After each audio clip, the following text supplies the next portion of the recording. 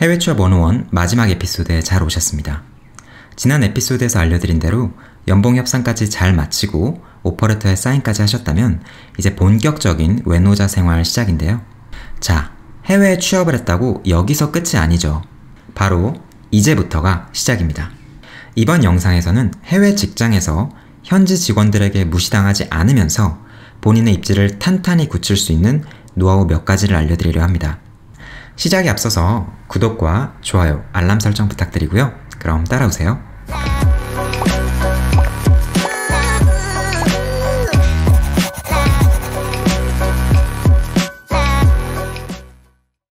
이미 아시는 분들도 계시겠지만 저의 이력을 간략히 다시 한번 말씀드리자면, 저는 한국에서 5년간 직장 생활을 하다가 가족과 함께 캐나다로 이민을 와서 2018년 7월 토론토에 소재한 부동산 사모펀드 운용사 투자팀에 입사를 했습니다. 그리고 입사한 지 1년 반 후인 2020년 1월에 승진을 하게 됐죠.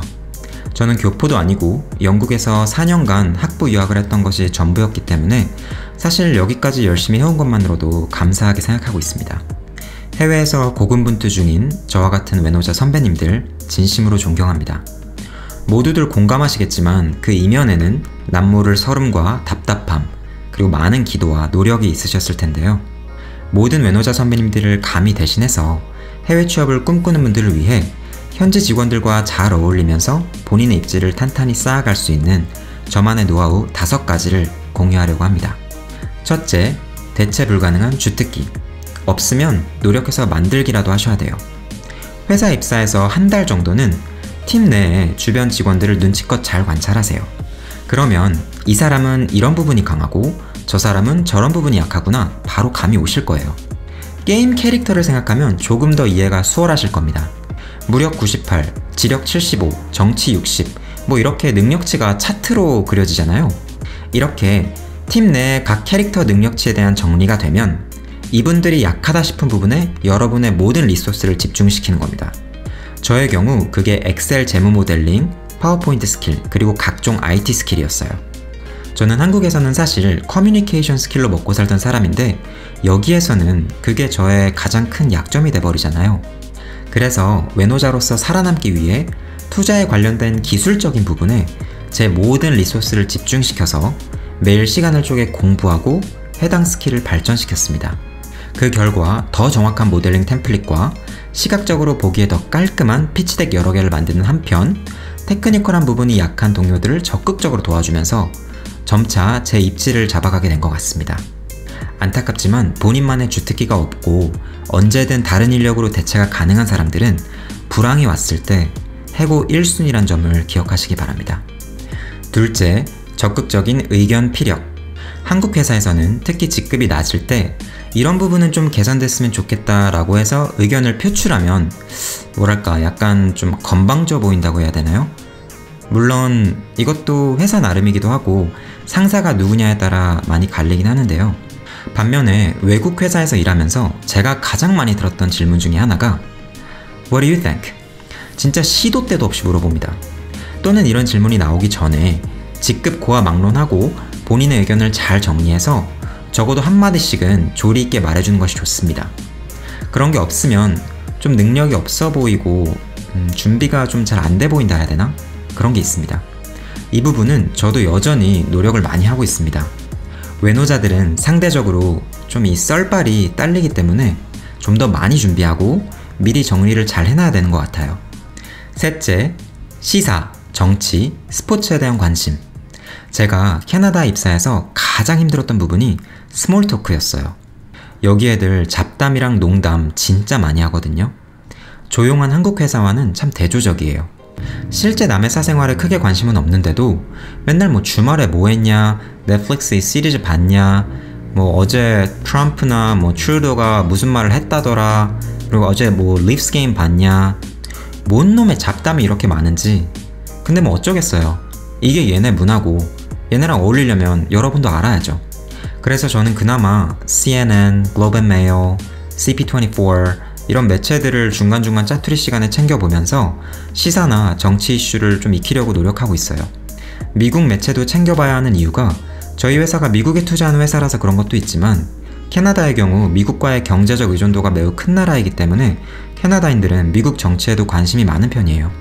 또 본 게임은 못 보더라도 메이플 리프스 하키 게임이나 랩터스 농구 게임은 하이라이트 영상이라도 챙겨보려고 하는 편이에요. 이 사진 보이시죠? 심지어 하키 용어도 따로 이렇게 공부했다니까요. 미국이라면 미식축구랑 야구, 농구, 또 영국에서 일하시는 분들은 축구 경기 잘 챙겨보셔서 현지 직원들과 대화에 참여하는데 어려움이 없으시길 바랍니다. 그리고 슬랭이랑 조크, 이건 정말 지름길이 없습니다. 미드 많이 보시고요. 저는 농담 따먹기의 경우 현지 친구가 추천해준 브루클린 나인나인 종종 즐겨보고 있고요. 고전인 프렌즈도 간간히 다시 돌려보고 있습니다. 그리고 저는 회사 내에 작은 노트 한 권을 따로 만들어서 제가 모르는 조크나 슬랭들이 들릴 때마다 받아 적고 따로 연습하고 있습니다.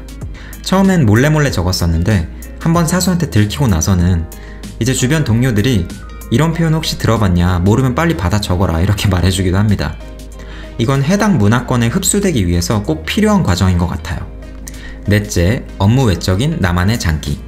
전 차라리 이건 편했는데요. 여기도 간간히 회식을 합니다. 팀 아우링이라고 하죠. 그러다 가라오케에 한번 갔는데 제가 다른 건 몰라도 좀 부끄럽지만 한국에서 영업으로 다져진 코믹 댄스와 노래, 그리고 탬버린 스킬만큼은 누구에게도 뒤지지 않을 자신이 있거든요.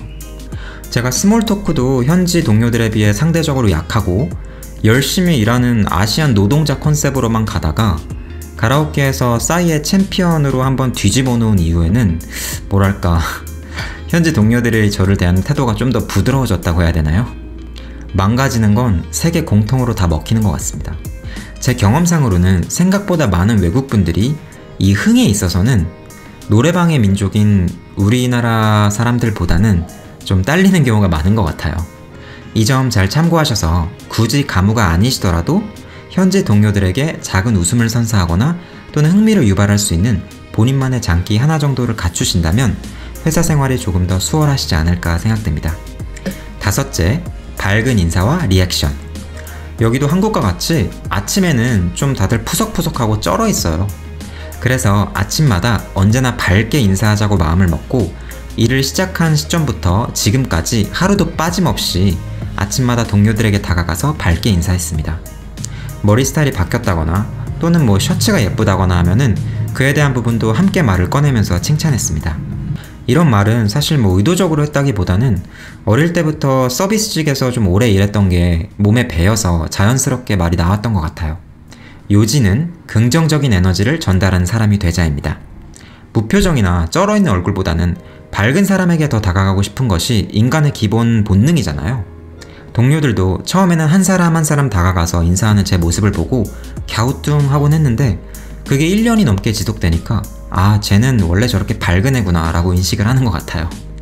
리액션도 마찬가지예요. 다시 스몰 토크로 돌아와서 가끔 농담을 들을 때 문화적 차이 때문에 그런 건지 도대체 이게 왜 웃긴 거지? 라고 생각이 드는 순간이 종종 있거든요.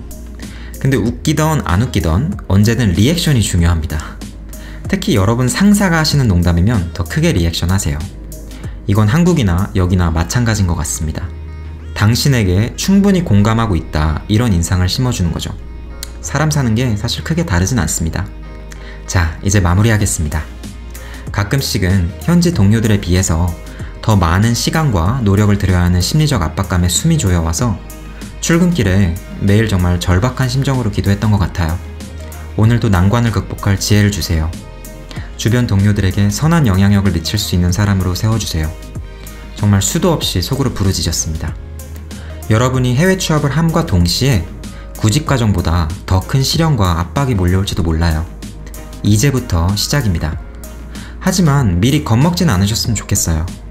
인간은 원래 환경의 동물이기도 하고 적절한 시련과 스트레스는 여러분을 더 멋지고 강하게 만들어줄 테니까요. 지금 해외에서 당당히 커리어를 이어나가고 계신 선배님들도 이러한 과정들을 다 거치셨고 그 가운데 많은 내공이 쌓이셨을 것은 너무도 자명한 일이에요. 지난 11월부터 시작한 이 해외 취업 101 시리즈, 바쁜 일정 가운데 한 편, 두 편 찍으면서 6개월이 걸려서야 20편을 마무리했습니다. 혹여 제 영상을 처음 보셨다면 해외 취업에 필요한 기본기 6가지, 잡서치, 네트워킹 개론과 실전, 면접 노하우, 연봉 협상, 근무 입지 다지기까지 단계별로 1편부터 정리가 잘 되어 있으니 기본기부터 차근차근 익히시는 것을 추천드리고요. 구체적인 단계별 해외 취업 준비 방법을 제시하는 한편, 국내에서는 쉽게 찾아보기 힘든 실무진 네트워킹 전략에 대해 자세히 다루고 있는 강의이니 최대한 많이 뽑아 드셔서 성공적인 해외 취업에 한 걸음 더 가까워지시기를 진심으로 바라겠습니다. 감사합니다.